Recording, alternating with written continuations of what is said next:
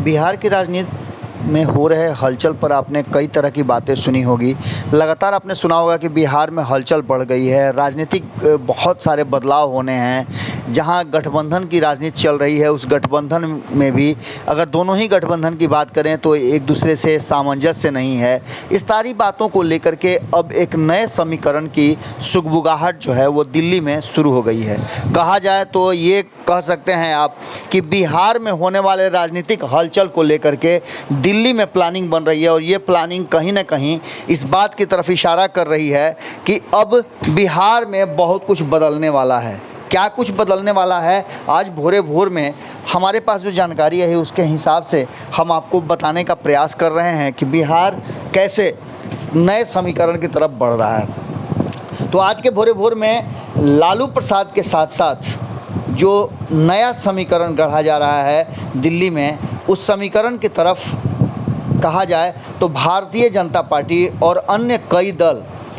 चुपचाप एक मीटिंग कर रहे हैं, और इस मीटिंग में कहा जाए तो बिहार के राजनीतिक भविष्य का फैसला किया जा रहा है। हालांकि अगर कही जाए तो जिस तरह से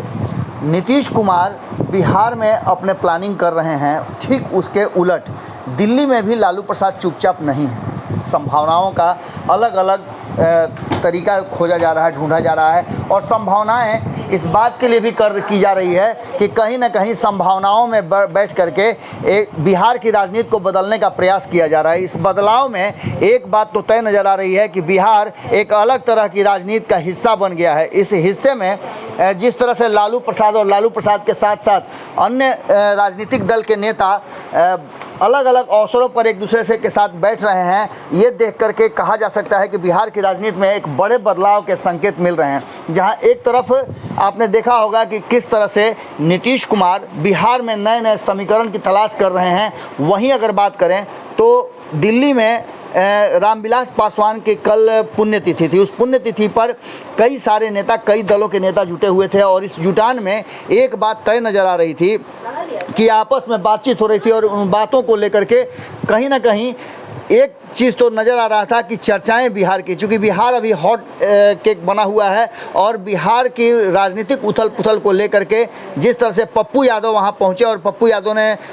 काफ़ी समय तक बैठ करके चिराग पासवान से चर्चा किया, बातचीत की।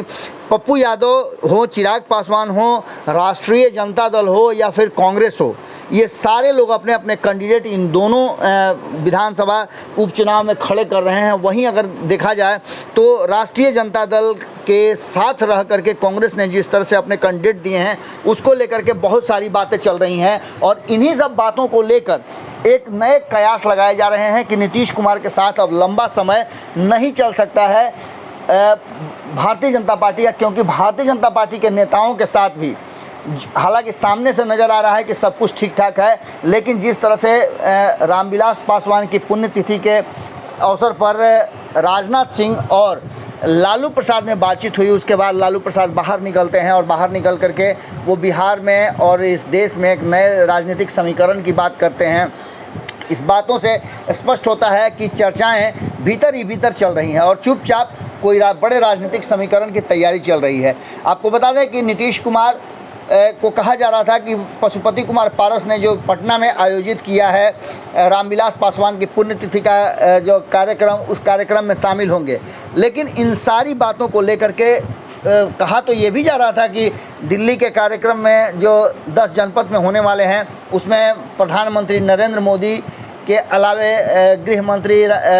अमित शाह के शामिल होने की भी संभावनाएं हैं, जेपी नड्डा भी शामिल होंगे। लेकिन राजनाथ सिंह के माध्यम से संदेश जरूर भारतीय जनता पार्टी ने भेजा है कि अभी चिराग पासवान का एपिसोड समाप्त नहीं हुआ है। इससे आप अंदाज़ा लगा सकते हैं कि किस तरह के राजनीतिक समीकरण गढ़े जा रहे हैं उत्तर प्रदेश चुनाव को लेकर के, जहां एक तरफ आपने देखा कि हाल फिलहाल में ही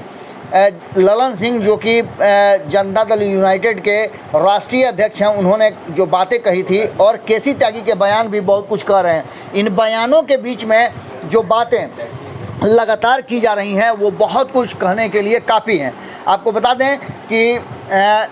अवसरों को कैसे अपने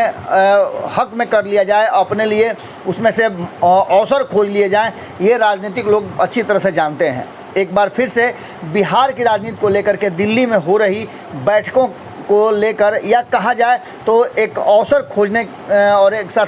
मिलजुट कर बैठने की जो कवायद थी वो निश्चित रूप से चल रही हैं। आपने देखा कि किस तरह से राहुल गांधी पहुंचे और उनको धन्यवाद भी दिया चिराग पासवान ने, वहीं राजनाथ सिंह को भी उन्होंने धन्यवाद दिया, लालू प्रसाद को धन्यवाद दिया, और लालू प्रसाद ने तो आशीर्वाद देते हुए बहुत सारी बातें भी कही। उन्होंने कहा कि एक नए समीकरण की ज़रूरत है, बिहार को बदलने के लिए, बिहार को आगे बढ़ाने के लिए ये ज़रूरी है कि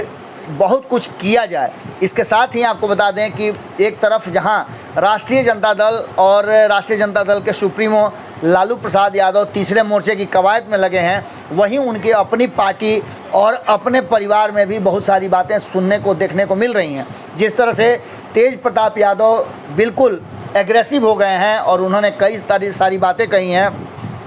उसे देख करके भी लगता है कि राष्ट्रीय जनता दल के भीतर भी सब कुछ ठीक नहीं चल रहा है। जहां एक तरफ एनडीए एकजुट नज़र आ रहा है, वहीं आपने देखा होगा कि किस तरह से महागठबंधन के अलग अलग घटक दल एक अलग अलग एक दूसरे के खिलाफ ही चुनाव लड़ रहे हैं। ये भी एक बिहार की राजनीति का अलग पहलू दिखा रहा है। दूसरी तरफ आपको बता दें कि जहाँ चिराग पासवान ने अपने उम्मीदवार खड़ा किए हैं, वहीं दूसरी तरफ अपने उम्मीदवार पप्पू यादव ने भी खड़े किए हैं, कांग्रेस ने भी खड़े किए हैं, और इन सारे लोगों की मुलाकात के पीछे कुछ न कुछ ऐसी राजनीति ज़रूर है, ऐसी खिचड़ी पक रही है जिस खिचड़ी का स्वाद आने वाले दिनों में हो सकता है कि बिहार के स्वाद को बदल दे। इन सारी बातों को लेकर के जो बिहार में हो रहा है उसमें झलक साफ नज़र आ रही है कि उत्तर प्रदेश चुनाव से पहले बिहार में बड़े राजनीतिक उलट पुलट होने की संभावनाएं प्रबल होती जा रही हैं। जहां एक तरफ आपने देखा होगा कि एक ये समीकरण गढ़ा जा रहा था कि नीतीश कुमार